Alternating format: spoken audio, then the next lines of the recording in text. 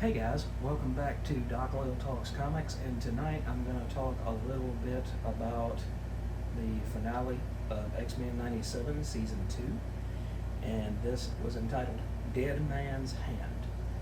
And we get to see the resurrection of an X-Man who died in the first season, namely Gambit, and we see the entire X-Men team, along with X-Force to a lesser extent, and X Factor to a smaller extent, try to save Remy LeBeau and bring him back to the land of the living, because Apocalypse was attacked, and like Apocalypse said, he always finds a way to survive. And so his time, to survive this time, his way to survive was to enter himself into the body of Remy LeBeau. So the character that was returned was not truly Gambit. And that was heartbreaking for Rogue, because all she wanted was Gambit to be back. And in the end, there was a character named the External. And you're trying to figure out how Gambit gets such a massive power upgrade. He's a very powerful mutant, but the things he's able to do, how quickly he dispatches his foes, is just on another level. And once you realize that it's because Apocalypse is inside of him and controlling him and has taken over his body, then it makes a lot more sense as to how he can tackle foes that would be much more beyond him than you would think. But this, if it truly is the final episode and we don't get a special episode dropped like Sandman did with Netflix, it was a great finale. It leaves off on a cliffhanger, so you have to come back to find out what happens to Rogue and Gambit. And you also have to find out if there's a future between Cable's X-Force and Havoc's X-Factor. Because X-Factor wants to take down Charles Xavier and the mutants, and X-Force does not want to do that. Cable is seeking out Apocalypse and is seeking out all of these villains. He's very similar to Bishop. He's seeking out particular villains to take off of the map in order to prevent utter chaos and destruction and the future that he came from occurring. It's amazing the depth of these characters' backstories. It's amazing to see what Chris Claremont built along with Dave Cockrum and John Byrne and Paul Smith and John Romita Jr. and Mark Silvestri and Jim Lee and Whilce Portacio. You get to see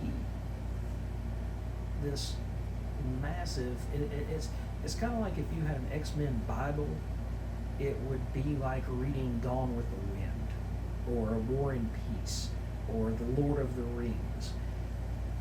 These characters are not Shakespearean in the way they speak, but the things that they have to fight through and the pain and suffering that they have to go through are biblical almost. And you get to see loss and love and hatred and just, all of these things together. And it makes for an amazing story. And what's crazy is I still don't give a crap about the X-Men comics, which is odd. I mean, I would like to get into that story, but, for a long time, you could read Amazing Spider-Man and Spectacular Spider-Man and you would be totally fine. Then all of a sudden they brought Webb in. But they were all still very much their own story. You didn't have to read Spectacular Spider-Man in order to understand what was going on in ASM necessarily. They did have crossover events like Kraven's Last Hunt and things of that nature, but you didn't have to read every single issue of Spectacular and Web to understand month to month what was going on with Amazing. But the X-Men aren't like that. The X-Men are a grand design and a massive piece of literature. And you have to read Uncanny X-Men, and you have to read the original Wolverine mini and the original Wolverine series, and then you have Nightcrawler miniseries, you have Longshot, you have all of these different things that make up a 17-year run for Chris Claremont on the X-Men. And I would have to say, you know, it would be great to see Chris come back and write another 5 or 6 years worth of storyline.